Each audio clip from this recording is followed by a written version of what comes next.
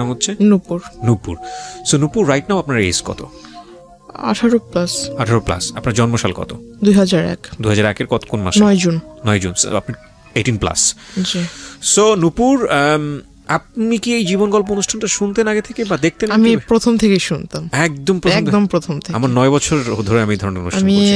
Maybe আমি অত বছর ধরে শুনতে পারিনি, বাট আমি বিগত 2 বছর কি আড়াই বছর, মানে আমি তো এর আগে আরেকটা রেডিওতে করতাম, সেখানেও হয়তো বা শুনতেন, রাইট? নাকি শুধু ঢাকা আমি এফএম? মানে ইউটিউবে যেগুলো প্রচার হয়েছে আমি সবগুলো শুনেছি। That's fine. তো যাই হোক, অনেক বড় একটা ইন্ট্রো হয়ে গেল। আমরা বরং আর দেরি না করি আপনার গল্পটা শুনি। শুরু করুন আপনি। আমার বাবা মা দুজনেই বাক ও শ্রবণ প্রতিবন্ধী, তারা দুজনেই কথা বলতে পারে না। হয়তোবা এটা এই ইস্যুটার কারণে আমার জীবনের এই অবস্থা। ছোটবেলা থেকে আমি ভালোবাসা কি সেটা পাইনি, বাবা মার ভালোবাসা কি, বড় ভাই বোনের ভালোবাসা কি, আমি আসলে। বাক এবং শ্রবণ প্রতিবন্ধী কি তারা জন্ম থেকে ছিলেন নাকি? আমার বাবা জন্মগত ভাবে, কিন্তু আমার মা এসএসসি কমপ্লিট করেছে, তারপর একটা পারিবারিক অনুষ্ঠানে তার টাইফয়েড জ্বর হয়। পারিবারিক অনুষ্ঠানে আপনার রং খেলা হচ্ছিল, গ্রামের বিয়ের ভিতরে যেমনটা হয়। তো রং নাক মুখ দিয়ে গিয়ে খুব খিচুনি হয়, তারপর টাইফয়েড জ্বর থেকে আসলে তার জবানটা চলে যায়।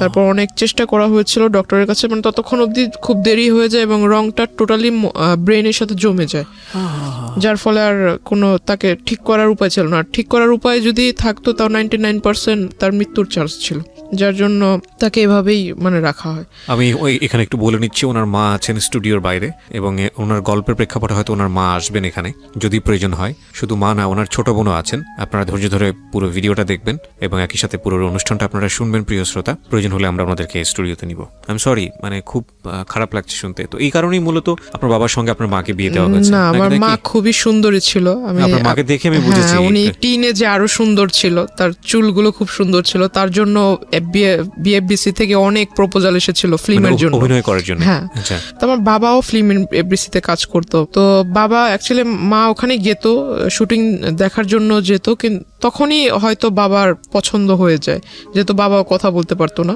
কিন্তু ওনার সাইন ল্যাঙ্গুয়েজটা খুব ভালো ছিল। আচ্ছা। তো বাবা মাকে দেখে পছন্দ করে ফেলে।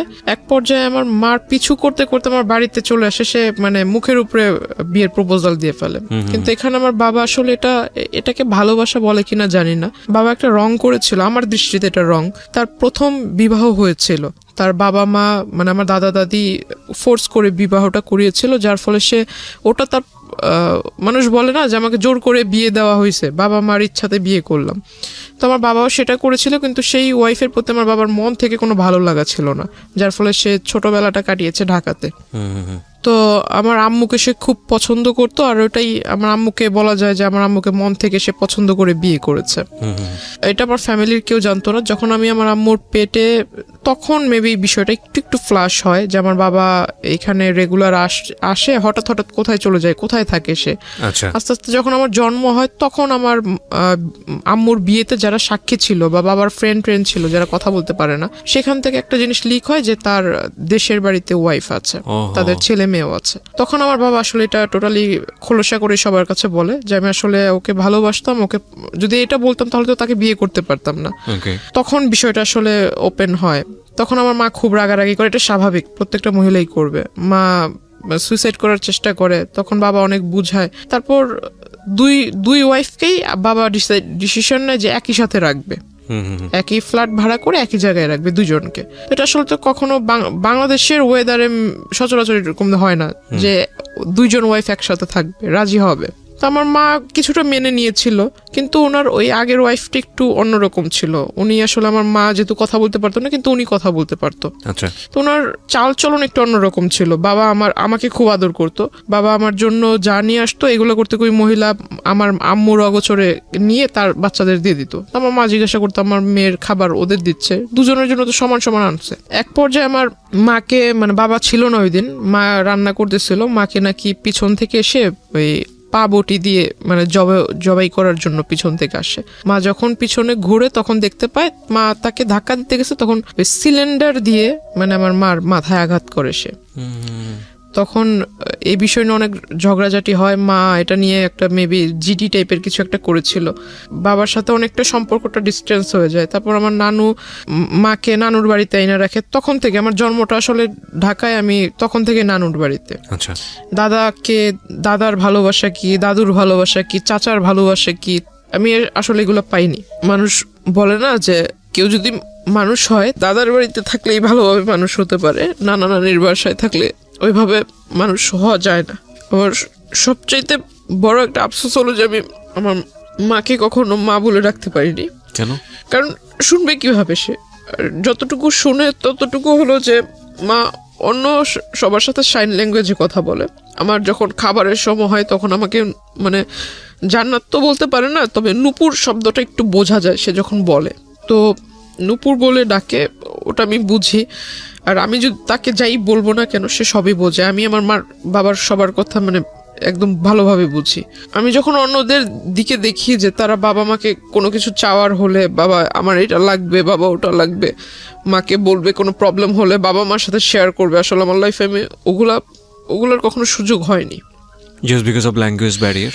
তাছাড়া আমার যেহেতু আমি বড় ছিলাম, আমার পর আমার 3টা ভাই মারা যায়।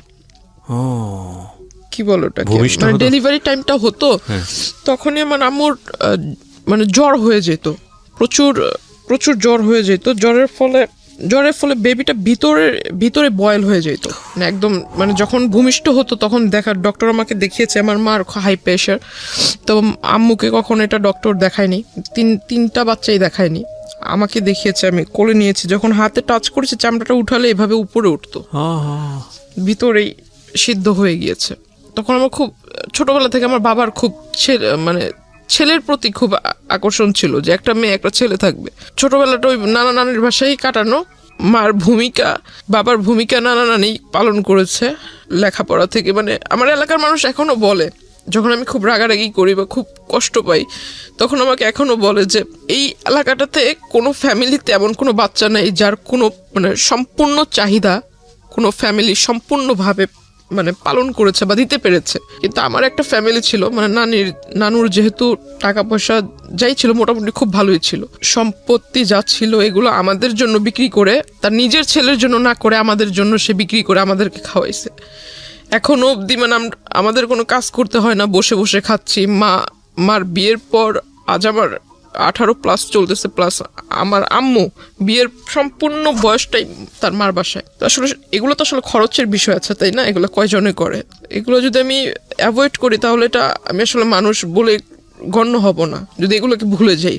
আমার জন্মের পর যেটা বললাম যে আমার বাবার ছেলের প্রতি একটা আকর্ষণ ছিল, আমার মাকে খুব ফোর্স করলো, যেহেতু 3টা ছেলে মারা গেছে, বাবা খুব রাগান্বিত ছিল।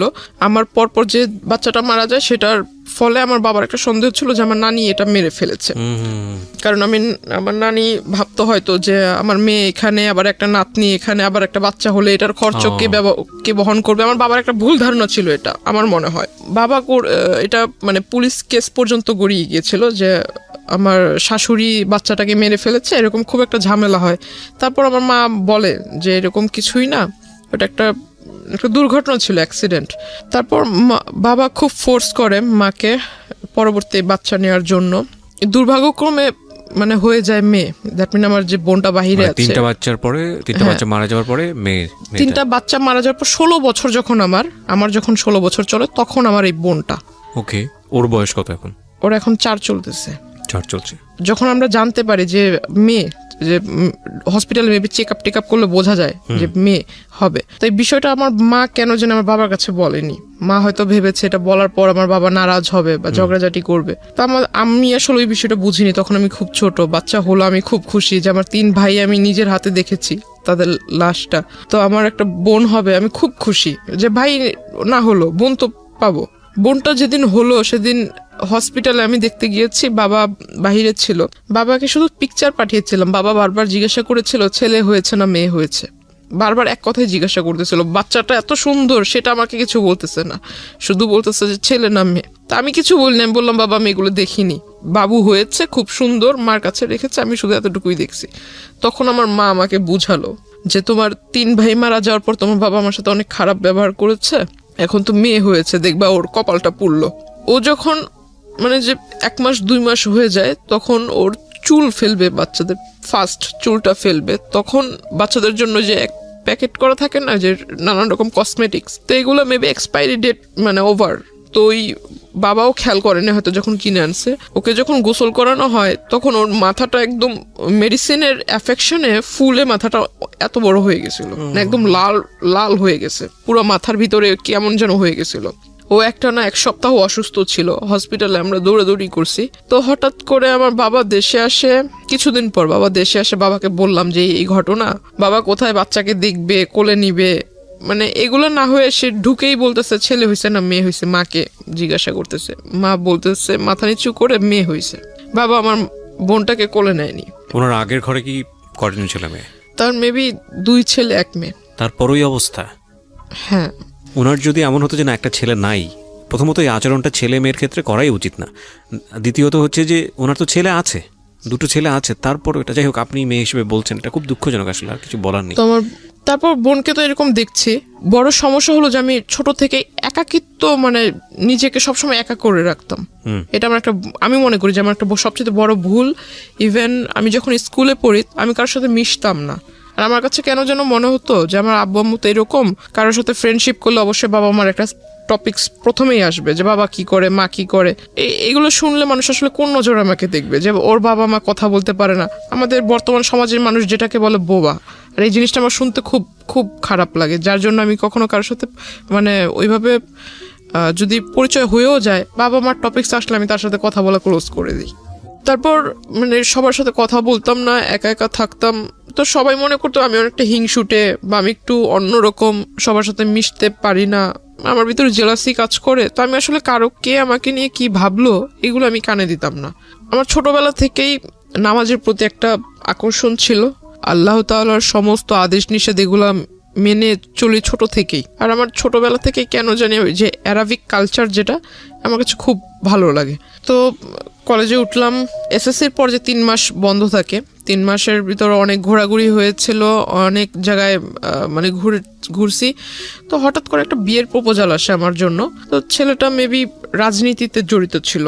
তো যখন শুনলাম যে রাজনীতি করে, ঠিক আছে রাজনীতি করে ভালো, বিয়ের পর হয়তো বউকে ভালোভাবে রাখবে, প্রত্যেকটা ফ্যামিলি চায় তার মেয়ে একটা ভালো ভালো ছেলের কাছে বিয়ে হোক। কি করে যেন বাবা খোঁজটোজ নিয়ে দেখে যে ছেলের আসলে মানে ব্যাকগ্রাউন্ড ভালো না, নেশা টেশা করে, তো এজন্য ওটা রিজেক্ট হয়ে যায়। তারপর ওই ছেলেটা করে কি, মানে রিজেক্ট তো আমার বাবা মানে বললো, বাবার দ্বিমত ছিল। তো ওই ছেলেটা আসলে মানে পরে একটা আমার এলাকাতে ওর পরিচিত কোনো লোক টোক দিয়ে পরে বলে যে আমার নাকি মানে বিয়ের সাংসারিক জীবনে যাওয়ার মতো আমার ভিতরে মানে কি বলে এটাকে সক্ষমতা বা এরকম কিছু নাই। কে বলে এটা? মানে ওই লোকটা বলে। আচ্ছা, যার সঙ্গে বিয়ে হওয়ার কথা। হ্যাঁ হ্যাঁ। তারপর আমার শুনতে মানে যখন শোনার পর আমি আর বাড়িতে কিছু বলিনি, বললাম যে এই লোকের সাথে তো আর আমার বিয়ের সম্বন্ধটা আগায় নেই বা ওইরকম কোনো কথা হয়নি, জাস্ট দেখা সাক্ষাৎ হয়েছে, বাসায় আসছে দেখার জন্য, ওই পর্যন্তই, তাহলে এই বিষয় নিয়ে আর আগায় দরকার কি। ওই বিয়ের প্রস্তাবটা ওটা সব কিছু আমরা ভুলে গেলাম। তারপর আমি ভাবলাম যে সামনে কলেজে ভর্তি হতে হবে, কলেজে যাব, আর নতুন কলেজ, নতুন এরিয়া। যেদিন ফার্স্ট ডে কলেজে গেলাম, খুব মানে প্রথম দিনই খুব মানে অনেক ক্লাসের মানে 42 জন স্টুডেন্টের মধ্যে যেন টিচারদের চোখের মণি হয়ে গেলাম। কলেজে স্টার্ট হওয়ার 2.5 থেকে 3 মাসের ভিতরে আমার ফোনের ভিতরে একটা ফোনের মেসেঞ্জারের ভিতরে একটা নক আসে, রিকোয়েস্ট আসে যে ওই কেউকে মানে অ্যাট ফার্স্ট আপনার ফ্রেন্ড রিকোয়েস্ট পাঠায় নেই, কিন্তু মেসেঞ্জারে যে রিকোয়েস্টটা করে, মেসেজের রিকোয়েস্ট সেটা করে। তো আমি আসলে দেখতে পাই মানে আমার একটা রাজনৈতিক যে প্রেক্ষাপটটা, আমার ছোটবেলা থেকে কেন যেন মনে হতো যে আমি বড় হয়ে লেখাপড়া করে ইচ্ছা ছিল যে আমি এগুলো করব। তখন ওই টাইমটাতেই ওই লোকটা আমার প্রোফাইল পিকচারে ছিল, ওই যে পিকচারটা ছিল সেই পিকচারটা দেখে উনি আমাকে নক দেওয়ার পর সে আমাকে ডিরেক্টলি অ্যাট ফার্স্ট নক দিয়ে আমার নাম্বার চায়। ইভেন সে লিখে যে আপনি যদি আমার দলের ভিতরে আসেন তাহলে আপনাকে দেখে অনেক লোক উপলব্ধ হয়ে, আপনাকে দেখে অনেক লোক, আপনার আশেপাশের অনেক লোক আমার এখানে আসবে। আপনার প্রোফাইল পিকচারের মধ্যে দলীয় কোনো ব্যাপার স্যাপার ছিল? হ্যাঁ হ্যাঁ। ওকে। আর আমি জানতাম না যে প্রোফাইল পিকচার আমার সাথে যিনি ছিল ওনার সাথে আবার ওনার আগে থেকেই পরিচয় আছে। ওটা উনি দেওয়ার পর আপনার প্রোফাইল পিকচারের মধ্যে এমন একজন ব্যক্তি ছিল যার সঙ্গে যিনি আপনাকে নক দিয়েছেন তার পরিচয় ছিল? হ্যাঁ। ওকে। মানে ওনার ওখানে উনি কাজ করতো, যিনি আমাকে নক দিয়েছে।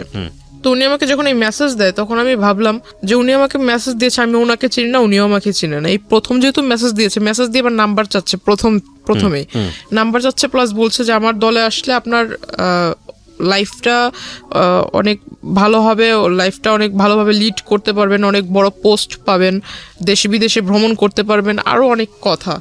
তো আমি আসলে এই কথা শুনে আমার কাছে অনেকটা মানে টাউট টাইপের মনে হয় যে লোক বাট পারে, মানে আমি তো এখনো পূর্ণ এজে পৌঁছায় নেই, তো আমি কিভাবে রাজনীতি করব? আর আমাকে সে পোস্ট দিবে, আমি পোস্ট মানে আমার একটা সিগনেচারে মানুষ এই দেশ থেকে ওই দেশে চলে যাবে, এটা আবার এমন কোন ক্ষমতা? দুনিয়াতে তো অনেক রাজনীতিবিদ আছে যাদের বয়স অনেক বেশি, একটা নির্দিষ্ট টাইম থাকে না। তো আমিও ওইটা মিন করে মানে তার সাথে আর কথা বলিনি, সে আমাকে রিকোয়েস্ট পাঠিয়েছে, তার সাথে কোনো কথা না বলে আমি সাথে সাথে রিকোয়েস্টটা রিমুভ করে দিই। অনেক দিন যায়, সে আবার অন্য একটা আইডি থেকে রিকোয়েস্ট মানে ওইভাবে রিকোয়েস্ট করে সেম কথা বলে, তখন আমি বুঝতে পারি যে অন্য আইডি হলে কি হবে, লেখা তো সেম, নাম্বারটাও সেম, আমি ওটা রিমুভ করে দিই। তারপর সে আমাকে সে একটা কাজ করেছিল যে আমার ফেসবুকের ভিতরে যে পিকচারগুলো আমি আপলোড দিতাম সেগুলো সবকিছু পাবলিক ছিল, পাবলিক থাকলে মেবি লাইক টেক বেশি আসে এরকম কিছু। আমি আসলে বুঝতাম না যে পাবলিক থাকলে পাবলিক অনলি মি থাকলে পিকচার মেবি দেখতে পারবে না, অনলি মি থাকলে শুধু আপনি দেখতে পারবেন, ফ্রেন্ডস থাকলে আপনার লিস্টে যারা আছে তারা দেখতে পারবে, ফ্রেন্ডস অফ ফ্রেন্ড থাকলে তাদের ফ্রেন্ডরা দেখতে পারবে। প্রোফাইল গার্ডের যে সিস্টেমটা এটা তো মেবি ইনস্ট্যান্ট হয়েছে। তো তখন প্রোফাইল পিকচারে ওরকম লকটক সিস্টেম ছিল না, পিকচারটা সে ডাউনলোড করে রেখেছে, ডাউনলোড করে মেবি ওই যে প্রিন্ট আকারে বের করেছে। তারপর আমার ওখানে ইউনিফর্ম পরা কিছু ছবি ছিল, ইউনিফর্মের সাথে আপনার যে আইডি কার্ডের যে লেসটা হয়, লেসের ভিতরে কলেজের নাম ছিল, সে সমস্ত কিছু ডাউনলোড করে মানে টোটালি অ্যাডভান্স ছিল, কোন পিকচারে মানে কোন ডেটে কোন পিকচার ছেড়েছি, আজকে একটা পিকচার ছেড়েছি, যে কমেন্ট করেছে সে কালকের পিকচার স্টাডি করেছে জিনিসগুলো, হ্যাঁ সমস্ত কিছু সে নোট করেছে, প্লাস স্ক্রিনশট রেখেছে কারা কারা মানে রেগুলার কমেন্ট করে, লাইক করে, প্লাস ওইখানে আপনার লাইক কমেন্ট অ্যান্ড স্মাইলি দেওয়ার সিস্টেম আছে, লাভ চিহ্নর মেবি একটা রিঅ্যাকশন আছে, ওইরকম কারা কারা দেয়, হ্যাঁ সমস্ত কিছু। সে একটা মানে তার একটা অস্বভাব ছিল কি সবকিছু লিখে, মানে কাগজ কলম তার কাছে মানে সবকিছু লেখার ভিতরে সে এক্সপার্ট ছিল। তো এরকম নোট করে রাখে, ছবি টবি প্রিন্ট করে রাখে, যা যা ছবি ছিল সমস্ত ছবি সে ডাউনলোড করে। তারপর যে কলেজের ছবিটা ছিল সেই ছবিটা নিয়ে আমার কলেজে যায়, কলেজে যাওয়ার পর এটা খোঁজে, কলেজের ওইখানে আমাদের সিস্টেম ছিল যে বাহিরের কেউ আসতে পারবে না, প্লাস কোনো গার্ডিয়ান ভিতরে আসতে পারবে না, গার্ডিয়ান যদি আসে তাহলে গেটের বাইরে থাকতে হবে, টাইম হয়ে যাবে ছুটির তখন নিয়ে যাবে। তো সে করতো কি, ওই যে কলেজ গেটের এখানে যারা পাহারাদার থাকতো, আনসার টাইপের কিছু লোক ছিল, তো এদেরকে পিকচার দেখাতো। এখন স্টুডেন্ট অনেক, কয়জন রে ওই দারোয়ানরা মনে রাখবে, তো এটা আসলে পসিবল হয় না। সে করতো কি, রোডের ওই পার অপোজিটে ছিল আপনার ছোট একটা ক্যাফে শপ, সেখানে মানে আমি কখন আসলে যেতাম না, তো ওইখানে এসে মানে ভিতরে গ্লাস সিস্টেম ছিল, ভিতরে বসে বাইরে দেখা যাবে কিন্তু বাইরে থেকে কেউ বুঝতে পারবে না যে ভিতরে কেউ আছে কিনা, এমন সিস্টেম ছিল। তো সে ভিতর থেকে আমাকে ফলো করতো, ইভেন সে দারোয়ানকে আর ওই ক্যাফের ওই যারা সার্ভিস করে, সার্ভ টার্ভ করে, ওয়েটার, এদেরকে মানে টাকা দিয়ে রেখেছিল। যে এটা তো আপনি একদম পরে গিয়ে জেনেছেন, ইনিশিয়ালি তো আপনি এগুলো জানতে পারেননি, যখন তার সঙ্গে আপনার পরিচয় হয়েছে বা সামথিং, আমি গেস করছি যে কিছু একটা হয়েছে, ইনিশিয়ালি আপনাকে নক করলো কিভাবে সেদিকে একটু জান প্লিজ। হ্যাঁ, তো মানে তার সাথে আমার কিভাবে পরিচয় হয় এটা সই জায়গাটাই জান। আচ্ছা, তারপরে কিন্তু আপনি জানতে পেরেছেন এগুলো আমি ফলো করি, মানে সে যে দোকানে বসে থাকতো তখন আমি এটা ফলো করছি বেশ কয়েকদিন, কারণ যে তার প্রথম আইডি থেকে যখন আমাকে নক করে সেখানে পিকচার ছিল পাসপোর্ট সাইজ, মানে সে আরো মেবি আরো 10 বছর আগে পিকচার তুলেছিল সেই পাসপোর্ট সাইজের ছবি, কিন্তু সে বর্তমানে যেরকম দেখতে এমন কোনো পিকচার ছিল না। আর তার প্রোফাইলে যেহেতু তার সাথে আমার ফেসবুক ফ্রেন্ডশিপ ছিল না, তো তার ওইখানে ঢুকে জাস্ট তার অতীতের যে কিছু কিছু পোস্ট সেটা দেখতে পাচ্ছিলাম। রিসেন্টলি যে পোস্টগুলো আপলোড করেছে এগুলো দেখার কোনো সুযোগ ছিল না আমার জন্য। পিকচারে যেটা দেখেছিলাম, প্রোফাইল পিকচারে কিছু কিছু আইডিয়া ছিল, যদি আমি তার ওই ড্রেস আপ বাদ দিয়ে শুধু ফেসটার দিকে ফোকাস করি, গুগলস বাদ দিয়ে যদি ফেসটাকে দেখি তো কিছুটা মিল পাচ্ছিলাম। এই লোক আমাকে নক করেছিল, আর এই লোকটাই প্রতিদিন এভাবে এই জায়গায় দাঁড়িয়ে থাকে, এভাবে আমার দিকে তাকিয়ে থাকে। অনেক মেয়েই তো আছে, সে আমাকে দেখে দেখে মুস্কি হাসির মানে কি, তাই না? এটা কিছু কিছু তো বুঝতে পারি। তাকে ওটা দেখলাম, অনেকদিন লক্ষ্য করলাম, হঠাৎ একদিন সে আমাকে ডাকে, আমাকে আমার নাম ধরেই ডাকে, প্রোফাইলে যে নাম ছিল সে নাম ধরে ডাকে, তখন আমি মানে একদম শিওর যে এই লোককে তো এতদিন আমি সন্দেহ করছিলাম, আসলে সে আমার জন্য এখানে আসছে, এটা তখন বুঝতে পারলাম। তারপর ওই দিন আর তাকে রেসপন্স দেইনি। কিন্তু ইন দ্য মিন টাইম নিশ্চয়ই আপনার ওই লোকটার সঙ্গে কোনো কথোপকথন হয়েছে না, যে কারণে সেখানে আসছে, নাকি শুধুমাত্র না হাই না, হ্যালো সে ওই ছবি দেখে হাই হ্যালো ছবি দেখি সে আপনাকে ফলো করছে? মানে সে তো আমাকে নক করেছে ফেসবুকে অনেকবার, কিন্তু আমি তাকে রেসপন্স দেইনি। আচ্ছা, সে ওই পিকচার দেখেই মানে কনফার্ম হওয়ার জন্য এখানে আসছে। ওকে। প্লাস সে করেছে কি, যে কয়দিন আমার সাথে মানে প্রথম দিকে আমার সাথে যখন কথা বলার চান্সটা হয়নি, সে করেছে কি আমার সাথে যাদের পিকচার ছিল আপলোড করেছিলাম, যারা সেকেন্ড ইয়ারের স্টুডেন্ট ছিল, এদের সাথে একটা ভালো কম্বিনেশন করে ফেলেছে। কিভাবে কম্বিনেশন করেছে, সে পরিচয় দিয়েছে সে আমার দাদু, আপন দাদু। আমার বাবা মা দেশের বাইরে থাকে। আর আমি যেটা করেছিলাম, আপনাকে প্রথমে বলেছিলাম যে আমার অ্যারাবিক কালচারের প্রতি একটা মানে কি বলে এটা, ঝোঁক ছিল, ভালোবাসা ছিল। মানে ওটা আমি মেনটেন করতাম আর কি। তো আমি করেছিলাম যে যারা, তখন আমি আসলে বুঝতাম না, আইডিটা যেহেতু আমার ক্লাস 8 থেকে শুরু, তো আমি আসলে বুঝতাম না। আমি অনেকেরই দেখেছি যে ফেক আইডি তৈরি করে, তখন বুঝতাম না ফেক আইডি কি।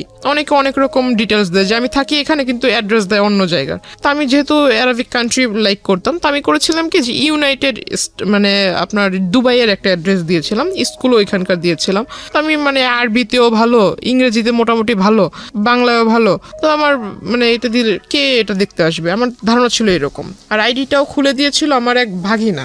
তো আসলে পাসওয়ার্ড টাসওয়ার্ড সব ও জানতো, এগুলোর প্রতি এটা যে আসলে ইম্পর্টেন্ট এটা আর আমার মাথায় ছিল না। সে ওই জিনিসটা আসলে নোটিস করেছে যে আমি দুবাইয়ের নাগরিক, আমার বাবা মা ওখানে থাকে, সেও এটা পরিচয়। ঠিক আছে, আমার বাবা মা দুবাইতে থাকে, আমি ওইখানে স্কুলে লেখাপড়া করেছি, বাংলাদেশে আসছি বড় হয়ে, এখন এখানে কলেজে পড়তেছি। সে জানে না যে আমি বাংলাদেশি হাই স্কুল আর প্রাইমারি লেভেল পার করেছি। সে মনে করছে আমি দুবাইতে লেখাপড়া করেছি, দুবাইয়ের নাগরিক, সিটিজেনশিপ আছে, তার ফিলিংস ছিল এরকমটা। তো সে করে কি, সেকেন্ড ইয়ারের যে মেয়েরা ছিল তাদের সবার কাছ থেকেই মানে সে ডিটেলস নেয় যে আমি আসলে কোন টাইমে কলেজে আসি, আমার সাথে আসলে কারো অ্যাফেয়ার আছে কিনা, আমি যখন কলেজে আসি কোনো ছেলে টেলে আমাকে আগায় দিতে আসে কিনা, এভরিথিং ডিটেল সে নেয়। প্লাস আমার কোনো গার্ডিয়ান কোনোদিন কলেজে এসেছে কিনা। তখন 2-1 মেয়ে বলে যে হ্যাঁ ওর সাথে তো একজন মহিলা এসেছিল, দ্যাট মিন আমার মার কথা, একজন মহিলা এসেছিল, সাথে বেবি ছিল। তো ওই লোক বলছে যে ওর মানে কোন মহিলা এসেছিল আইডিয়া আছে কিনা। তো আপনার সঙ্গে এগুলো আপনি জেনেছেন কিভাবে? মানে ওই মেয়েদের কাছ থেকে। আচ্ছা, ওই মেয়েরা এসে আপনাকে নক করেছে? মানে ওরা মেয়েদের সাথে, আমার সাথে তো তার কথা হচ্ছে না, কিন্তু ওই মেয়েদের সাথে সে ভালো একটা কন্ট্রিবিউশন করে ফেলছে। সো পরবর্তীতে মেয়েরা এসে আপনাকে এটা বলেছে? আমাকে বলেছে, মানে যেমন গতকালকে ঘটনা ঘটেছে, আজকে এসে বলছে যে এরকম একজন তোমাকে খোঁজ করছিল। ওকে, আমাকে বলছে, পরে আমি জানতে পারলাম। তো ওরা বলছে যে ওর মা, তো উনি বলছে যে ওর মা কিভাবে হবে, ওর মা বাবা তো দুজনেই দুবাইতে থাকে, আমি ওর দাদু, আপন দাদু, আমি শুধু বাংলাদেশে। ওর সমস্ত দেখাশোনা সমস্ত কিছু আমি করি, ওর লেখাপড়ার খরচ বাবদ সবকিছু আমি বহন করি, বাবা মা বাহিরে থাকে। তখন আমাকে বললো যে তুমি ওই দিন যে মহিলা আসছে, তো আসলেই কি উনি তোমার আম্মু? তো আমি বললাম হ্যাঁ, এতে সন্দেহ আছে নাকি। পরের দিন আমি আমার মাকে বোনকে, নানুকে বললাম যে তোমরা একটু কলেজে আইসো, আমার টিফিন পিরিয়ডের পরে কলেজে এসো। তারা গিয়েছে, তখন আমি সবাইকে দেখালাম যে আমার আম্মু, এটা হলো আমার নানু। তো সবাই বলতেছে তুমি এত স্মার্টলি চলাফেরা করো, তোমার নানু এরকম কেন? এখন কাউকে আর বুঝাইতে পারি না যে আমার নানু তো হলো গ্রামের মহিলা, কারণ সে যেভাবে চলা পছন্দ করে সে ওভাবেই চলবে। তো সবার ভিতরে একটা ডাউট ছিল যে আমি হয়তো মানে একদম লোয়ার ক্লাস, মিডল ক্লাস যেমনটা থাকে, মিডল তো একটু উচ্চবিত্ত, মেবি মধ্যবিত্ত, লোয়ার ক্লাসে যেমন থাকে, যে ওইখান থেকে উঠে এসে হয়তো একটু পাট নিচ্ছি, এমন একটা ধারণা ছিল। কারণ ওই যে আমার দাদু সেজেছে, সে অনেক কিছু মিসআন্ডারস্ট্যান্ডিং তাদের ভিতরে তৈরি করে দিচ্ছে। তো এখন সবাই আমাকে একটু অন্য নজরে দেখছিল যে আমি আসলে মিথ্যা বলছি, এটা সেটা। সবাই একে অপরের সাথে মানে একটু উকি ঝুঁকি করে কথা বলছিল। আমাকে যখনই কেউ দেখে তখনই আমার সামনে একজন আরেকজনের কানে কানে কথা বলে, তখন আমার কাছে একটু সন্দেহ হলো। এই গতকালকে ওই লোকের কথা শুনলাম, ওই লোককে সন্দেহ করতেছিলাম, সন্দেহটা বাস্তবায়ন হলো। আবার এখন এরা আমাকে, এতদিন এরা আমার সাথে কথা বলার জন্য সামনে আসতো, গায়ে পড়ে কথা বলবে, আমি কথা বলতাম না।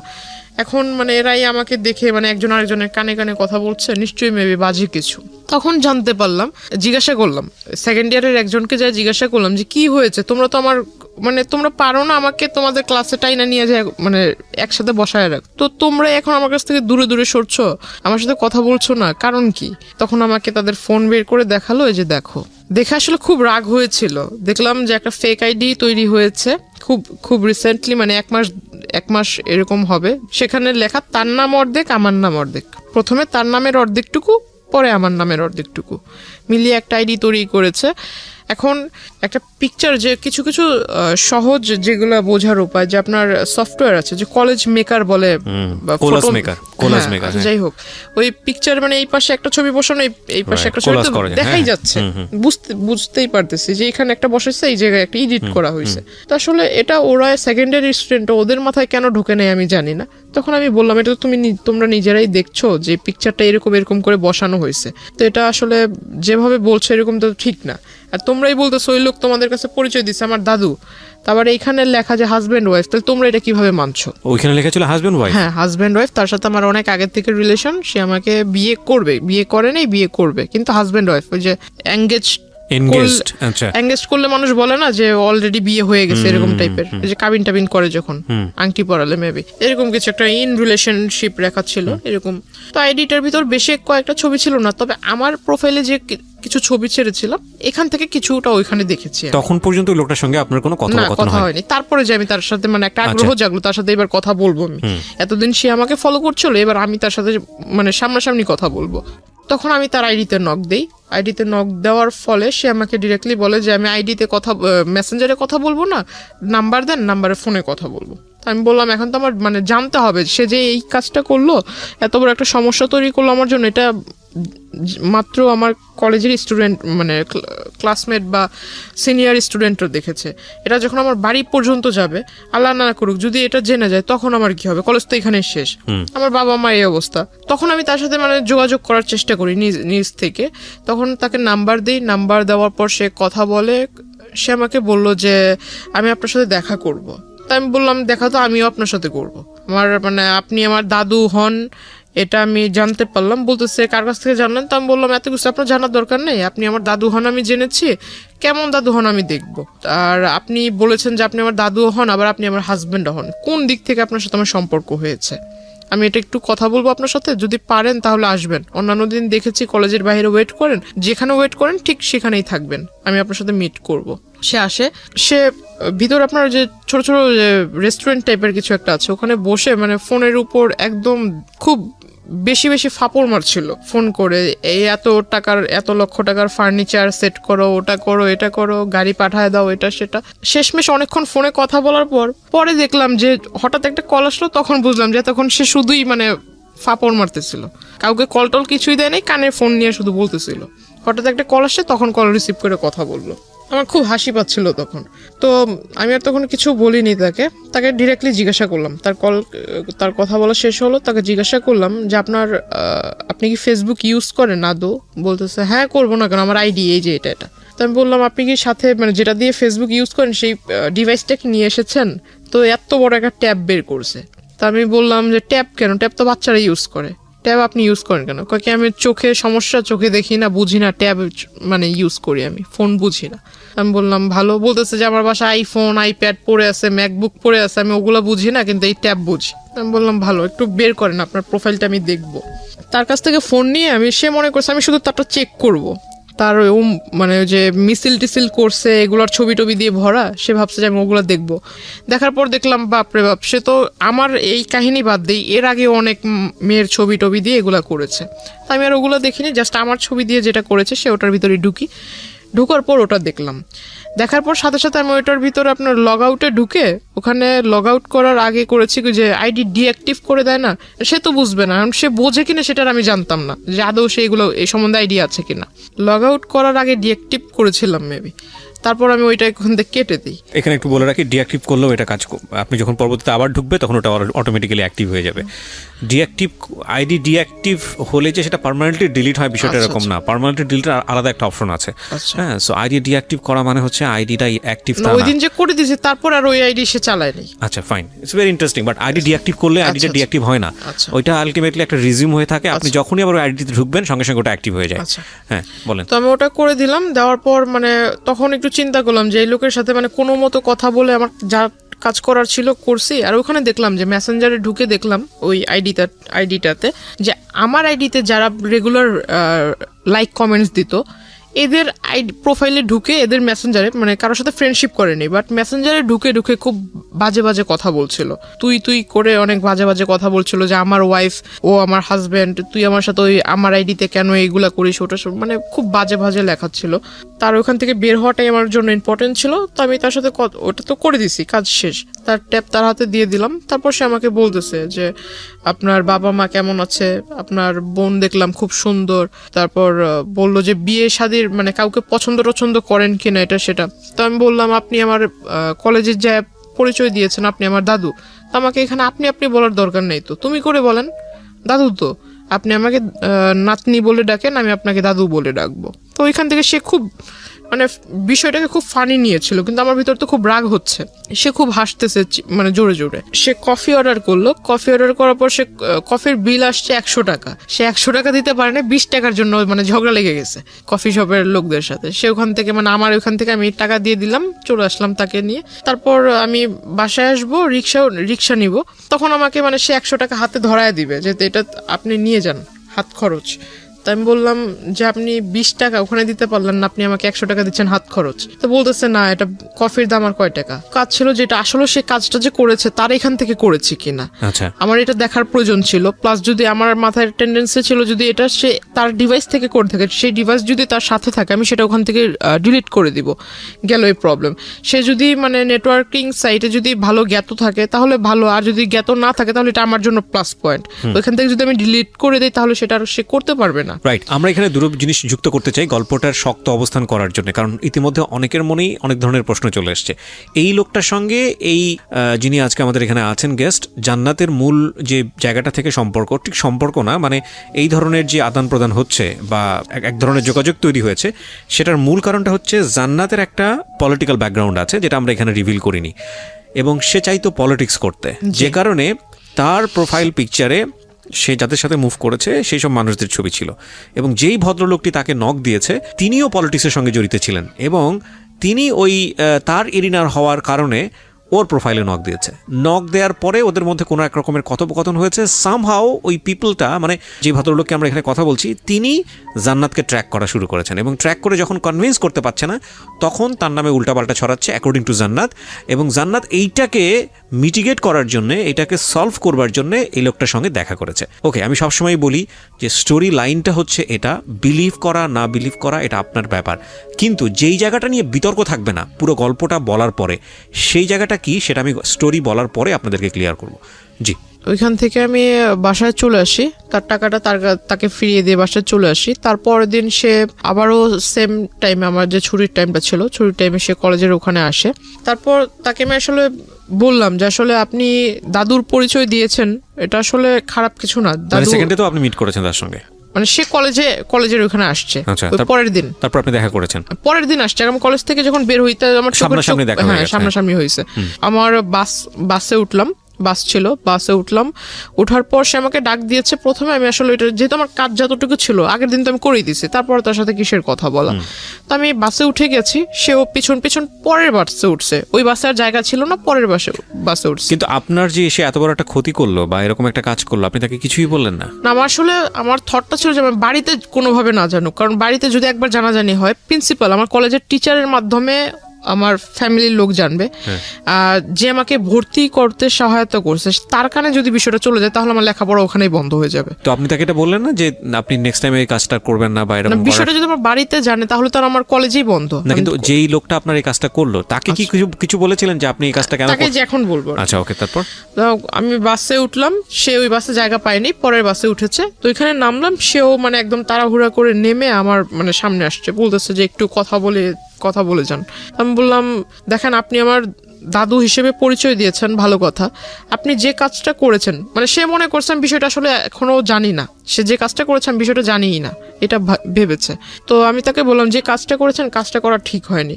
যদি আপনার সন্তানের জায়গায় আমি নিজেকে রেখে বলি তাহলে আপনি নিজের সন্তানের মতো কারোর সাথে এরকম কিছু করতে পারতেন, বা আপনার সন্তানের সাথে যদি এরকম কেউ করতো আপনি কোন দৃষ্টিতে দেখতেন, আপনি কি করতেন? আপনি যখন এই কাজটা করেছেন আপনার মাথার ভিতরে কি বিবেকের লোপ পেয়েছিল? সে বলতেছে আমি এমন কি কাজ করেছি, আমি তেমন কিছু করিনি। তখন আমি আমার ফোন থেকে ওই আইডিটা বের করে তাকে দিলাম, এটা কি করেছেন? সে বলতেছে আমি করিনি। তখন তো আইডি ডিঅ্যাক্টিভ, আপনি কিভাবে বের করলেন? না তার আইডির যে স্ক্রিনশট, ও আচ্ছা, স্ক্রিনশটটা দেখালেন। স্ক্রিনশট ছিল সেটা আমি দিলাম, কারণ আমার ওইখানে তো আমি আমারটার সাথে আমি তো আর এই বিষয়ে আগে জানতাম না, এটা তো আমি জেনেছি আমার ওই যে সেকেন্ড ইয়ার স্টুডেন্টের কাছ থেকে। তো আমি এটা দেখালাম, দেখানোর পর বলতেছে না আমি এটা করিনি, এটা হয়তো অন্য কেউ করছে। তো আমি বললাম আপনার আর আমার সম্পর্ক কি, এটা আমি নিজেই জানি না। আপনার আর আমার এমন কোন রিলেশনশিপ বা আপনার সাথে আমার কবে পরিচয় হয়েছে? ফাইন, এখন আমি পরিষ্কার হচ্ছি। মানে আলটিমেটলি আপনি যে ওনার কাছ থেকে আপনার এই ফলস আইডিটা ডিলিট করবেন এটা উনি জানতো না আগে থেকে, এবং আপনিও জানাতে চাননি, কারণ আপনি টেকনিক্যালি, উনি হয়তো ভাবছে যে আমি এই সম্পর্কে জানিই না। রাইট, সো আপনি খুব টেকনিক্যালি জিনিসটা ডিলিট করে দিতে চেয়েছেন। Okay fine. আমি তাকে যখন দেখাই স্ক্রিনশটটা, সে বলতেছে যে না আমি এটা করিনি। তো আমি বললাম যে দেখেন, মানুষ মানেই মরণশীল, মরতে হবে। আর আপনি যেভাবে মানে ডায়লগ মারেন এগুলো আসলে আমার সামনে, আমি আসলে যেটা বললাম যে আমি স্ট্রেট ফরওয়ার্ড কথা বলি, এতে যদি কারো খারাপ লাগে আমার কিচ্ছু যায় আসে না, খারাপকে আমি খারাপ বলবো। আমি তাকে মুখের উপরে বলছি যে এইসব ভণ্ডামি ছেড়ে ভালো হন, রাজনীতি করেন বলে যে আপনার প্রভাব আমাকে খাটাবেন বা আপনি আমাকে উমুকের ভয় দেখাবেন, আমি কিন্তু এতে ভয় পাবো না, আর এসব কথা আমাকে বললেন না।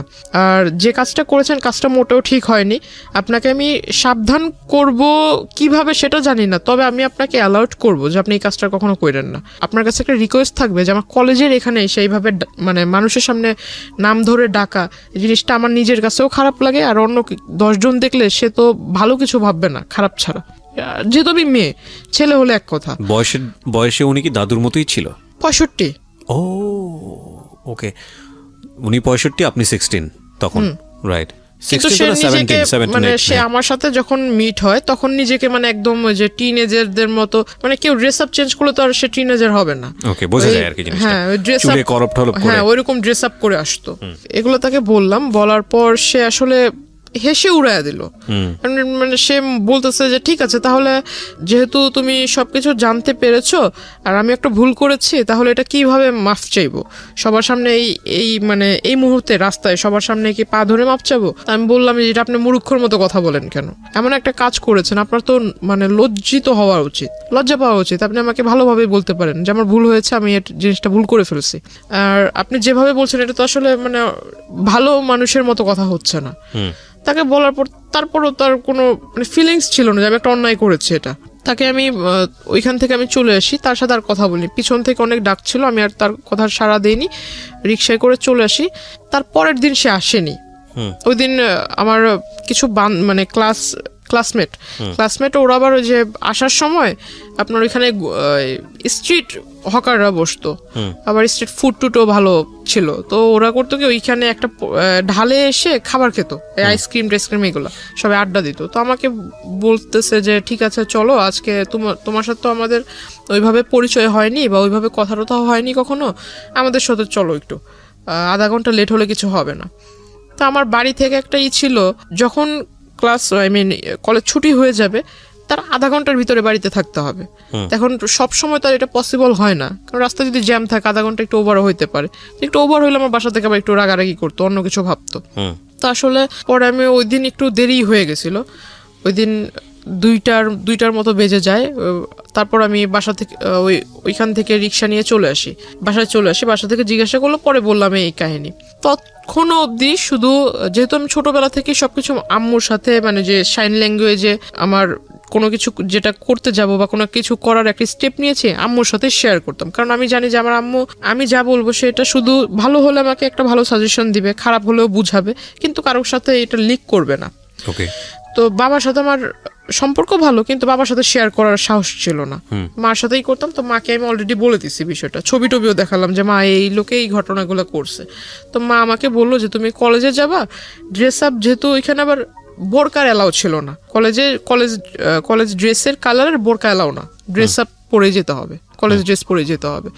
তো বাসায় আম্মু আমাকে বললো কি যে তুমি ওই ব্যাগে করে যে নেকআপ বলে, নেকআপ ব্যাগে করে নিয়ে যাবা, রাস্তা পর্যন্ত যাবা, কলেজের গেটে ঢুকে নেকআপ খুলে ফেলবা, আবার কলেজ থেকে বের হয়ে নেকআপ পরে চলে আসবা।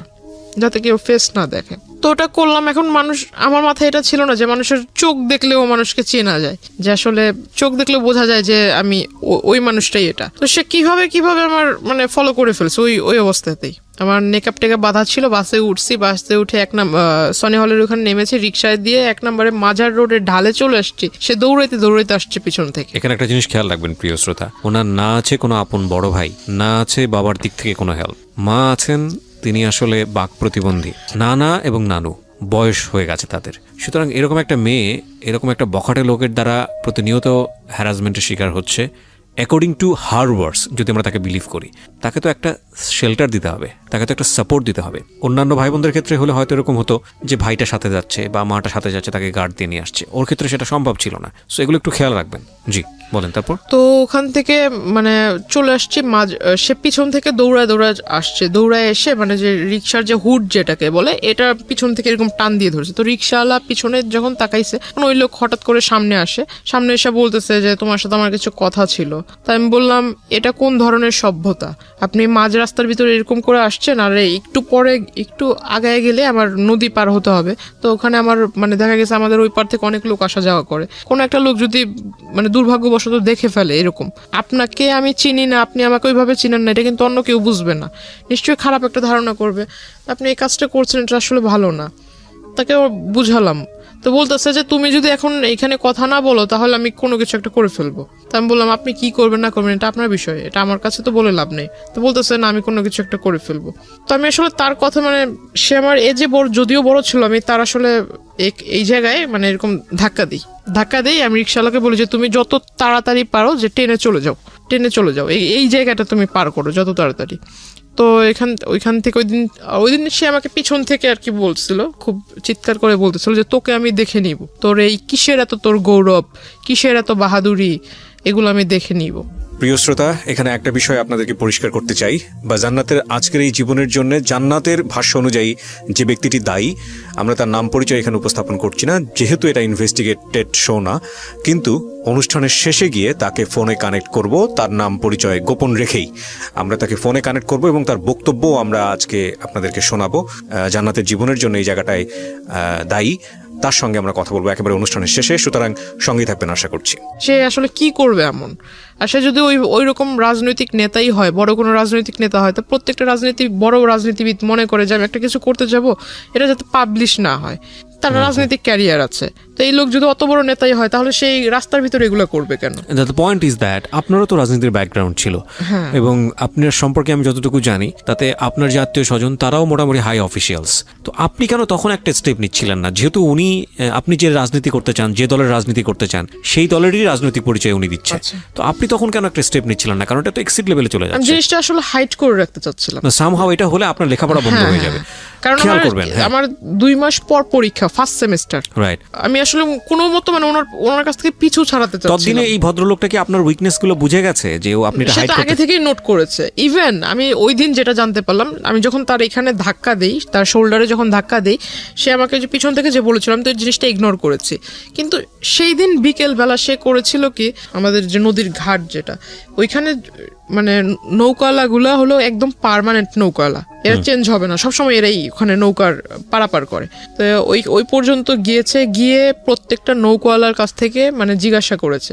তো ওদের কাছ থেকে আমার ইনফরমেশন নেয়, আমার বাড়ি কোথায়, আমার বাড়িতে কে কে আছে, আমার বাবার বাড়ি কোথায়, মার বাড়ি কোথায়, হাবিজাবি সমস্ত কথা সে কালেক্ট করে। প্লাস আমার ছোটবেলা থেকে মানে আমি ছোটবেলায় কি করতাম না করতাম সমস্ত কথা সে এগুলা কালেক্ট করে।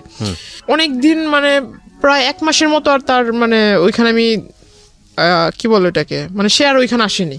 তার মানে আমার কাছে খুব ভালোই মনে হচ্ছিল যে মানে এতদিন পর আমি একটা খুব মানে এখন ভালোভাবে যাতায়াত করতে পারবো, কোনো প্রবলেম নেই। তখন আমি মেকআপটা ইউজ করা বাদ দিয়ে দিলাম, যেহেতু আসছে না, হয়তো সে আসবেই না, ওইরকম একটা ধারণা ছিল। তো আমি খুব তখন থেকে আসলে যে 2-1টা মেয়ের সাথে আর কি মিশতে শুরু করলাম, ক্লাসমেট। আমি মানে তাদের সাথেই মিশতাম যারা দেখতাম যে একটু মানে ফ্যামিলি দিক থেকে একটু মানে একটু লো টাইপের, বা আমাকে নিয়ে কেউ তুচ্ছতাচ্ছিল্য না করে। হ্যাঁ মানে আমাকে যে বুঝবে আর কি। আমি তার সাথে 2টা কথা বললে সে ওটা লিক করবে না, সে মানে আমাকে 2টা সাজেশন দিবে বা আমার সাথে একটু ভালোভাবে ব্যবহার করবে। হঠাৎ করে জানতে পারি যে আমার সাথে যারা কথা বলে এই তাদের সাথে মানে মানে কি বলো ওটাকে, মানে ওদেরকে ওই লোক শিখায় দেয় যে এই প্রশ্ন করবা ওকে, আর ওরা এসে আমাকে সেই প্রশ্নগুলো করে, আমার কাছ থেকে যে উত্তরগুলা ওরা জানতে পারে সেই উত্তরটা আবার ওই লোকের কাছে লিক করে দেয়। আসলে এটা আমার জন্য ব্যাড লাগছিল কিনা জানি না, ভালোভাবে পরীক্ষা কেটে গেল। তো আমার মানে সবচেয়ে খারাপ লেগেছিল যে পরীক্ষার রেজাল্ট গুলো খুব খারাপ হয়েছিল, মানে পাস মার্ক যতটা ছিল পাস মার্ক উঠেছে, বাট নাম্বারটা ওইরকম মানে মন মতো হয়নি।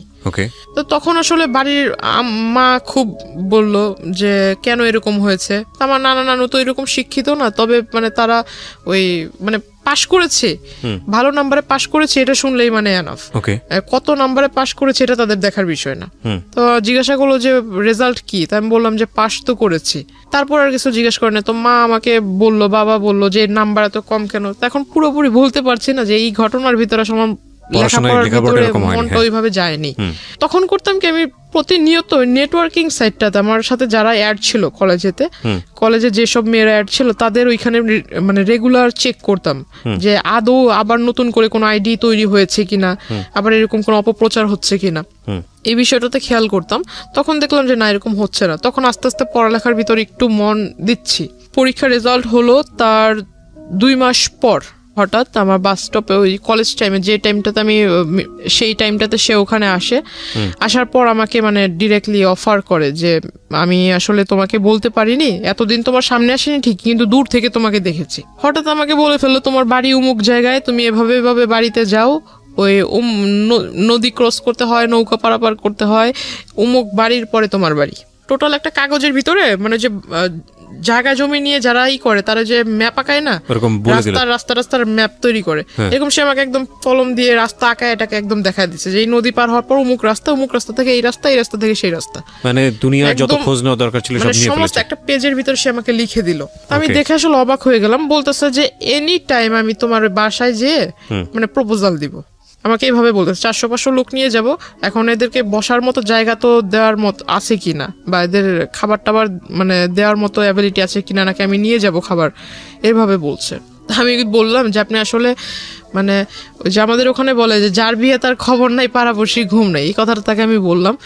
তো আমি বললাম যে আপনার কাছে সবকিছু কি মজা মনে হয় নাকি, বাস্তবতা বলতে কি কিছুই নেই? তো এই কথাগুলো বলার প্রেক্ষিতে সে আসলে আমাকে জাস্ট বললো যে তোমাকে বলেছিলাম না যে তোমার এত কিসের গৌরব বা তুমি এত কিসের অহংকার করো, কিসের পাওয়ারে আমার সাথে আমাকে অ্যাভয়েড করতেছো, এটা আমি দেখায় দিব। আর আমি কি, তুমি যে আমাকে বললা যে আমি ভণ্ডামি করছি, এটাও আমি দেখায় দিব।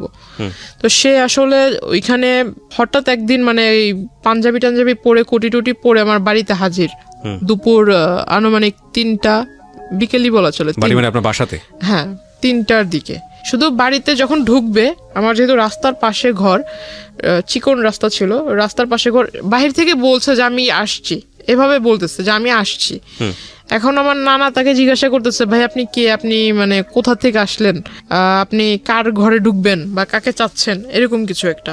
যেমন নানা একটু সোজা টাইপের মানুষ, সে জিজ্ঞাসা করতেছে কার ঘরে যাবেন, কাকে চাচ্ছেন, খুঁজতেছেন কাকে। সে আমার ছবি আমার নানাকে দেখাইছে। দ্য পয়েন্ট ইজ দ্যাট যে এতদিন ধরে আপনি গোপন করলেন যাতে করে ফ্যামিলিতে এই লোকটা না আসে, আপনার লেখাপড়া যাতে বন্ধ না হয়, যেমন ফ্যামিলিতে ঢুকবে, এবং শেষ পর্যন্ত কিন্তু সেটাই হচ্ছে।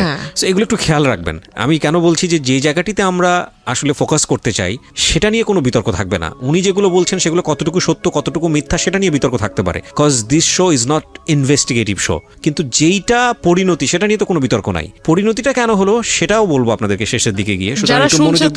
যারা শুনছে তারা হয়তো বলবে যে এই ঘটনাটা মানে যেহেতু এখানে ওই দ্বিতীয় পক্ষ নেই, সো সেই হয়তো মানে যা বলছে নিজের ভালোটা বলতেছে, কিন্তু যে দ্বিতীয় পক্ষ তারও তো এখানে ভালো থাকতে পারে, নিজের মানে খারাপটা গোপন রাখতেছে। আসলে এরকম কিছুই না। যারা শুনতেছেন আমি তাদের উদ্দেশ্যে বলবো যে আমি আসলে আমার লাইফে যেটা আমি ফেস করেছি এমনটা যাতে অন্য কারোর সাথে না ঘটে, এটা একটা মানে অ্যালার্ট করা হচ্ছে, সেটা তো আমাদের অনুষ্ঠানের উদ্দেশ্য। এবং আমরা সবসময় যেটা বলি যে দুই পক্ষ থাকলে এখানে বিষয়টা অন্যরকম হতো, এবং যাকে নিয়ে বলা হচ্ছে তার পরিচয় আমরা এখানে রিভিল করিনি, এটা আমাদের অনুষ্ঠানের জায়গা থেকে করিনি। কিন্তু এটা উনি ব্যক্তিগতভাবে করবেন কি করবেন না বা অন্য কোথাও হয়েছে কিনা সেটা নিয়ে আমাদের কোনো দায় নেই। কিন্তু আমাদের উদ্দেশ্যটা আসলে ওনার জীবন কি হয়েছে, কেন হয়েছে, সেই প্রেক্ষাপটটাকে আপনাদের সামনে তুলে ধরা। কাউকে হেয় করা, কাউকে নিয়ে আলোচনা সমালোচনা করা আমাদের উদ্দেশ্য না। এবং দিন শেষে আপনার জীবনটা যাতে এরকম না হয় সেজন্য আপনি কি স্টেপটা নেবেন সেই লার্নিংটা দেওয়া। ওকে, সো আমরা এইভাবে আগাতে চাই। জি, তারপর কি হলো? বাসায় আসলো। হ্যাঁ, সে বাসায় আসলো। তো বাসায় এসে ঢুকে মানে আমার মাকে মানে প্রথমেই আমার মার পায়ে ধরে মানে আমার সালাম তো মনে করে হয় আপনার মায়ের বয়স ওনার বয়সের চেয়ে কম হবে। আমার ওনার মেয়ের বয়সের মেবি আমার মা।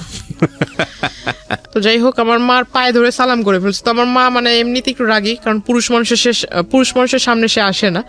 তো আমার মা খুব রেগে গেছে, মানে যে আপনার আমাদের ওখানে বলে শলা, আসলে এটা বলা ঠিক হবে কিনা জানি না, তবু যেটা ঘটেছে আমি বলি। তো আমার মা আসলে শলা নিয়ে আসছে হাতে করে, মানে খুব রেগে গেছে যে আমার পায়ে টাচ করলো কেন এই লোক। তার মানে জানতো যেহেতু আগে থেকে, সুতরাং আপনার মা, না, আমার মাকে তো আমি ছবি টবি আগেই দেখাইছি, আর সেই লোক চলে আসছে। আর আমি ততক্ষণ অবধি মানে নানার কাছ থেকে শুনছি অন্য ঘরে, মানে মাত্র গোসল করে এসে ঘরে ঢুকছে, আর ওই টাইমে বাইরে থেকে কিন্তু সাউন্ড পেয়েছে, সে বলতেছে আমি আসছি। এইটা শুনে মানে একটু মনের ভিতরে যেটা ধুক ধুক করতেছে আমার।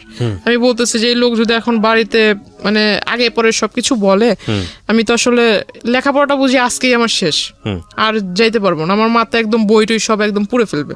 তো আমি অন্য ঘরে বসে শুধু চুপচাপ মানে ভাবতেছি যে আসলে কি বলবো। বাড়ির লোকের কাছে যখন এই লোকটা তার মতো করে বলবে, বাড়ির লোক আমাকে যখন জিজ্ঞাসা করবে, আমি তখন কি করব। তখন ওই লোকের সামনে আমার মা শলা নিয়ে আসে, মানে তাকে দেখাইতেছে শলা দিয়ে বাড়ি মারবে, মানে ঝাঁটা। হ্যাঁ, ওই শলা দিয়ে বাড়ি মারবে। তো ওই লোক বলতেছে যে মানে সে তার ইশারা বোঝে না, ইশারার কথা তো আর বোঝে না ওই লোক। আপনার মা সম্পর্কে তো জানতো যে উনি? না, এগুলো জানতো। ও একেবারে জানতো না? আচ্ছা। তো ওই মানে সে তো ইশারা ভাষা বোঝে না, সে বলতেছে মানে হাত দিয়ে দেখাইতেছে যে আমি ওইরকম কেউ না, আমি আপনাদেরই পরিচিত, আপনাদেরই ওই কি বলে ওই আত্মীয় হব, এরকম কিছু একটা বলতেছে।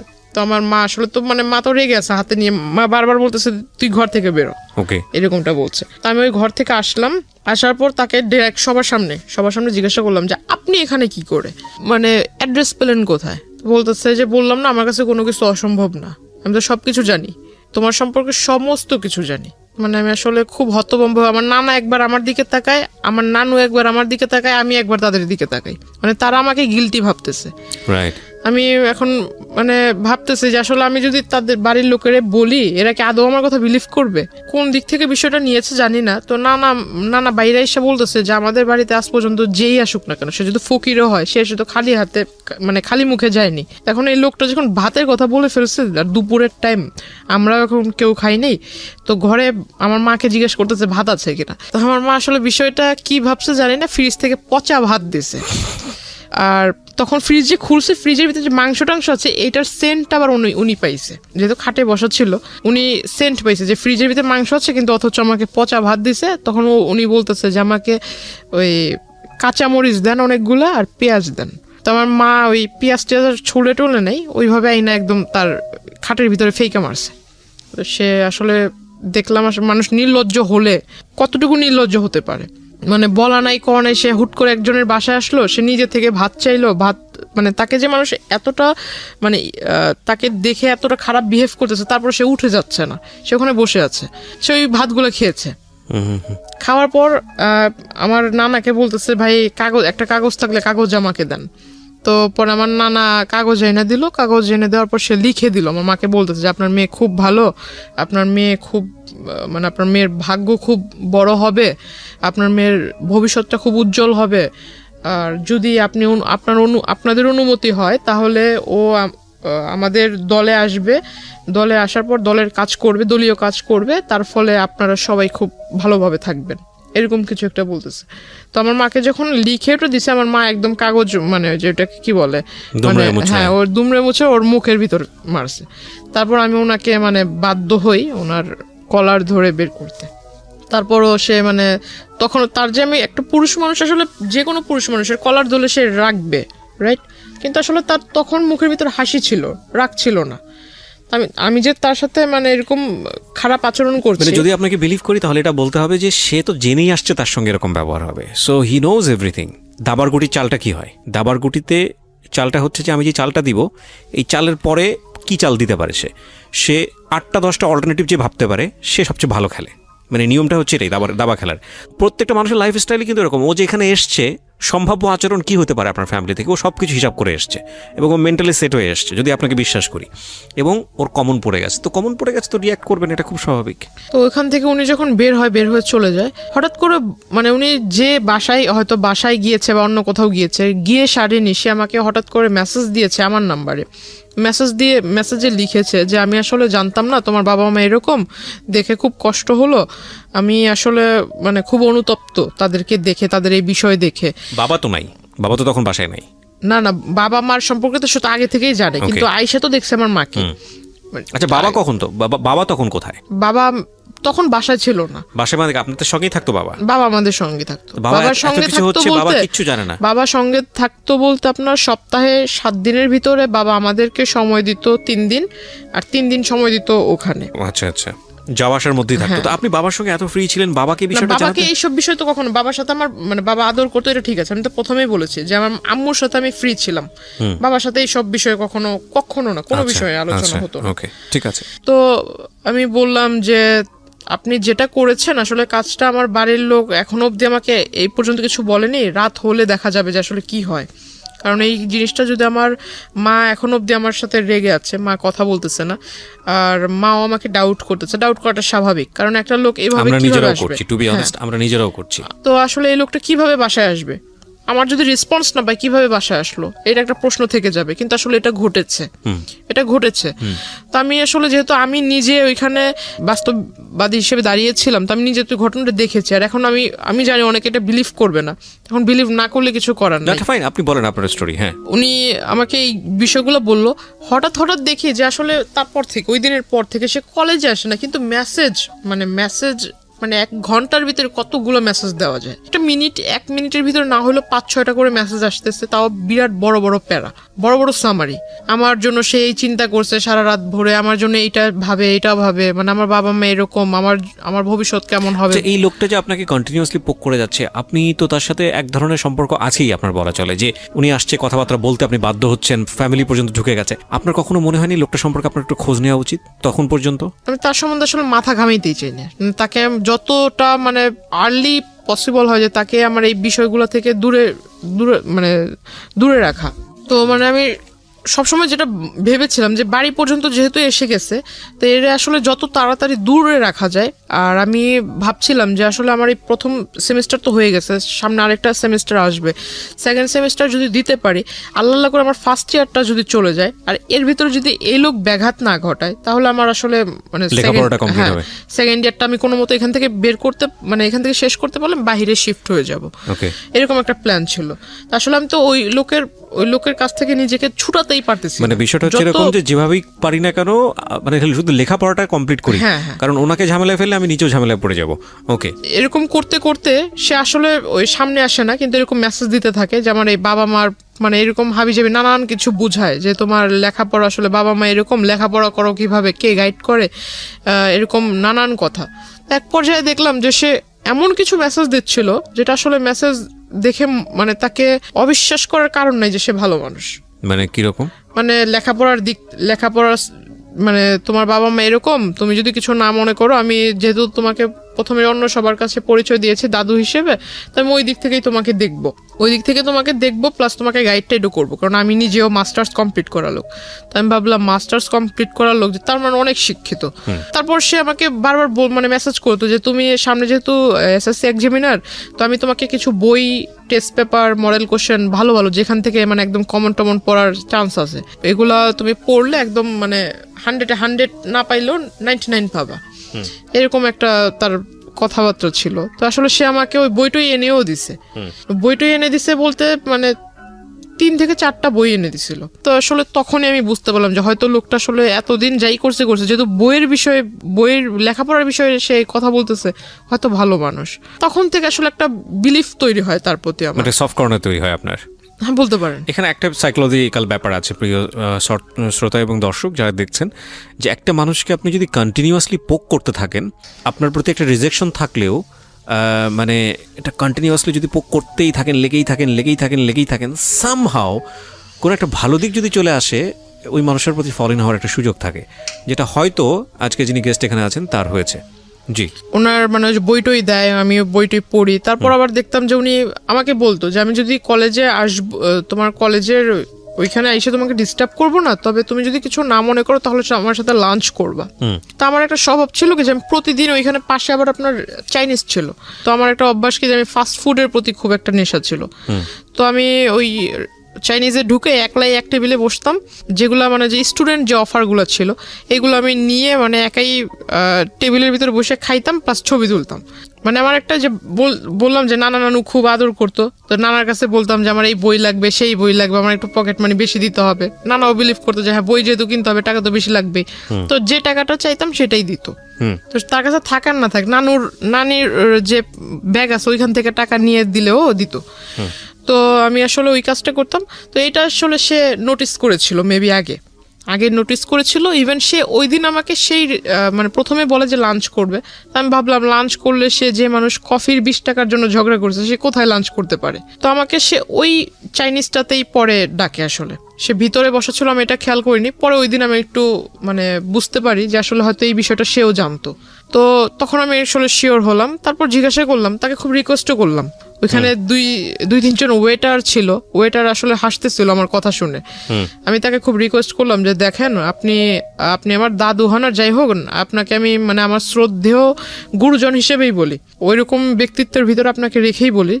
হাত জোর করে মানে 2 হাত জোর করে তার কাছে রিকোয়েস্ট করতেছিলাম যে আমি লেখাপড়া করতেছি, দয়া করে আমাকে লেখাপড়াটা করতে দেন। এরকম করে আসলে ডিস্টার্ব করা, আপনি আমাকে কোন দিক থেকে দেখেন?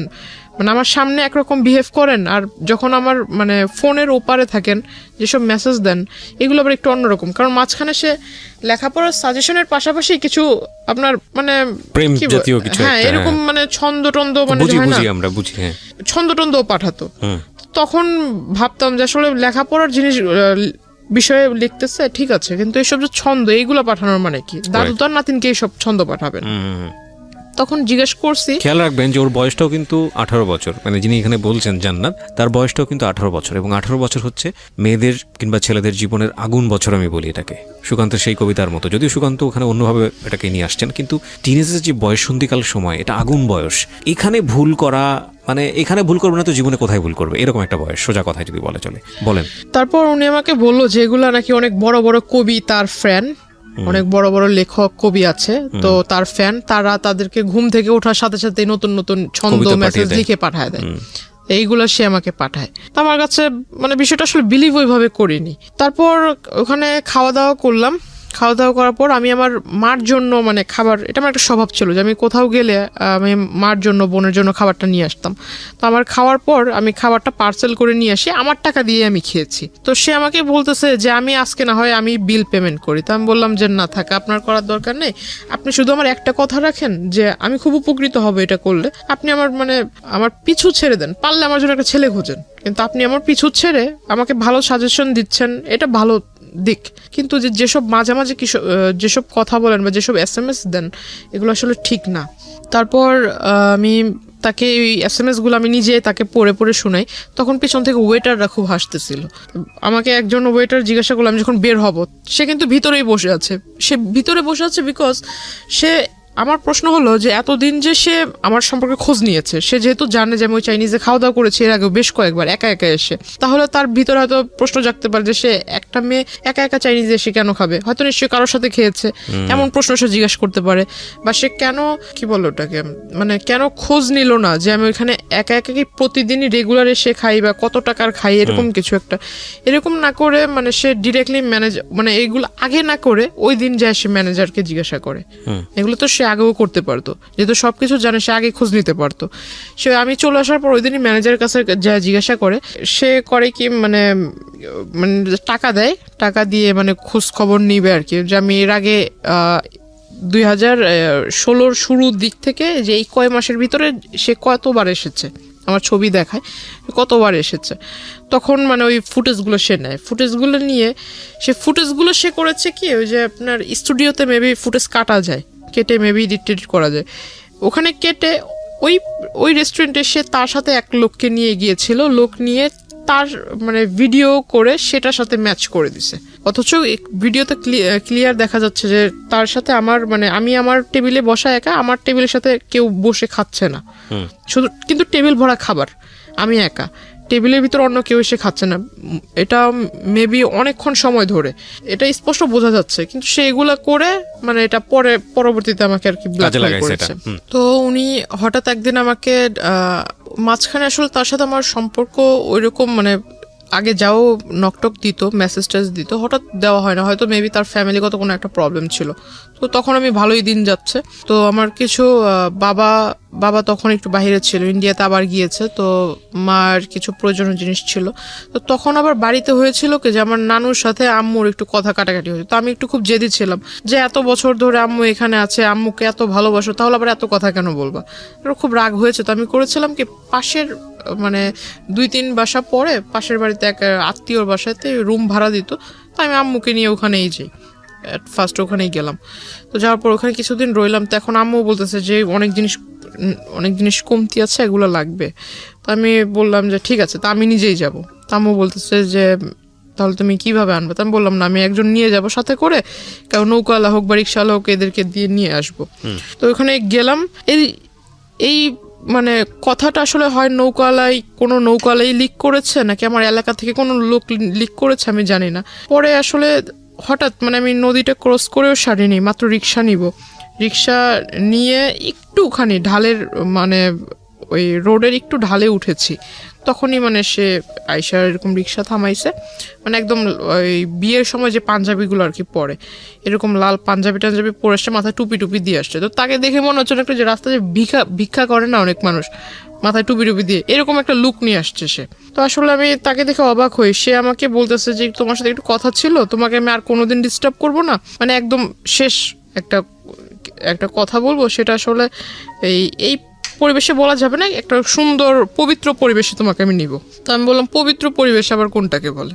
তো বলতেছে না, একটা ভালো জায়গায়, ওইটা তোমার একটা দরগা টাইপের পাশেই, তো রাস্তার পাশেই আবার টিম্বার ছিল, অনেকগুলা কাঠের দোকান ছিল, ভিতরে একটা ছোট্ট একটা ঘরের মতো, ভিতরে যে আপনার মাজার দরগা এগুলা ওইটার ভিতরে নিল। ওখানে তার আগে থেকে তার পরিচিত লোক বসা। দ্যাট মিন সে এতদিনে যে আমার সাথে কানেক্টেড ছিল না, এই গ্যাপটাতে সে করেছে কি, আপনার যে নোটারি পাবলিক বলে যে কাগজগুলা, এই কাগজগুলা তৈরি করেছে। প্লাস আমি আপনাকে যে পেপারসগুলো দেখিয়েছি যে আমাদের নামে সে অনেকগুলো মামলা করেছে, মানে আমার হয়ে আমাদের নামে মামলা করেছে, মানে আমি আমার ফ্যামিলির নামে মাদকের মামলা করেছি। এটা পেপারস আমি আপনাকে দেখিয়েছিলাম। সেই বিষয়টা সে এই পেপারস রেডি একসাথে প্রিন্ট করে রাখছে। তো এখন আমি যতটুকু বুঝতাম যে শাপলা, মানে হলুদ পেপারের উপরে শাপলা টাপলা ছাপানো, এর মানে কি দলিল, এতে বোঝা যায়। এখন ওখানে লেখাগুলো যে আমি মানে প্রথমে তো ভিতরে আমি যাই, সবার সামনে বলতেছে যে এখানে দুজনে নামাজ পড়বো একসাথে, নামাজ টামাজ পড়ে মোনাজাত নিয়ে তুমি এই পেপারসে সাইন করবা। আমি বললাম পেপারসে সাইন করবো, মামার বাড়ির আবদার নাকি? এটা মুখের কথা। আপনি আমাকে বলবেন আমি পেপারসে সাইন করে দেবো, আমি পেপারস পড়বো না? কিসের পেপারস? আর পেপারসে সাইনই বা করার কথা আসতেছে কেন? তো বলতেছে আমি তোমাকে বিয়ে করবো, এই মুহূর্তে করবো। তা আমি বললাম যে আমার বয়স হয়েছে বিয়ে করার। তো বলতেছে না, আমি এত কিছু বুঝি না, তোমার বয়স, তুমি এসএসসি এক্সামিনার, তোমার নাকি বয়স না হয়েছে, তোমার তো 21 চলে মিনিমাম। তো আসলে সে আমার বয়সটা ধরেছিল সার্টিফিকেট অনুযায়ী। ও হ্যাঁ, সে আমাকে এই বিষয়টাতে, মানে যে বিয়েটার যে বিষয়টা আসলো, এর আগে সে করেছে কি, আমার ওই যে তার রাজনৈতিক যে প্রেক্ষাপট, সেখানে সে আমাকে পোস্ট দিবে, এটা সেটা দিবে, আমি বুঝি না তাতে কি হয়েছে। সে আমাকে যে পোস্টটা দিবে, এই পোস্টার ফলে আমি নানান জায়গায় ভিজিট করব, সেখান থেকে অনেক নলেজ আয়ত্ত করতে পারবো, তার ফলে আমি মানে একটা ভালো রাজনৈতিক দলের কর্মী হিসেবে গ্রহণযোগ্য হব। তাকে আমি বিশ্বাস করে সে আমার কাছে বললো যে তোমার ওই পাসপোর্ট তৈরি করতে হবে। তখনও অবধি আমার পাসপোর্ট নাই। বলতেছে পাসপোর্ট করতে হবে, পাসপোর্টের জন্য ওই ছবির প্রয়োজন, প্লাস তোমার ওই যে স্কুল সার্টিফিকেটের যত কাগজপত্র আছে এগুলা। তো আমি বললাম যে আসলে পাসপোর্ট আপনি কেন করবেন, আপনি আমাকে বলেন কোথায় যেয়ে করতে হবে, আমি বাড়িতে যেয়ে বলবো। তো বলতেছে না, বাসায় জানানোর দরকার নেই, এটা তুমি বাসায় সারপ্রাইজ দিবা, যখন তুমি পোস্টটা পাবা, বা এই পোস্টটা যখন টিভিতে তোমাকে দৈনিক দেখানো হবে, মানে নানান রকম অনুষ্ঠানে তোমাকে দেখানো হবে, তুমি যখন বক্তৃতা দিবা, বাড়ির লোক দেখবে, তারা এমনিতেই ইমপ্রেসড হবে। তাই আমি বললাম সত্যি কি এরকম কিছু হবে? তো যেহেতু ভিতরে একটা রাজনীতি করার একটা ক্ষোভ ছিল, ক্ষোভ বা ভালো আগ্রহ, আচ্ছা যাই হোক, ওটা ছিল। তো আমি আসলে ওই দিক থেকে চিন্তা করলাম, সে যেহেতু মানে মেঘ না চাইতে বৃষ্টি হয়ে যাচ্ছে, আমার ছোটবেলা থেকে একটা ইচ্ছা ছিল সে আমাকে মানে এত বড় একটা প্ল্যাটফর্মে নিয়ে, লোভে পড়ে তাকে কিছু ডকুমেন্টস দিয়েছেন, আমি বুঝতে পারছি। হ্যাঁ, লোভ বলতে পারেন।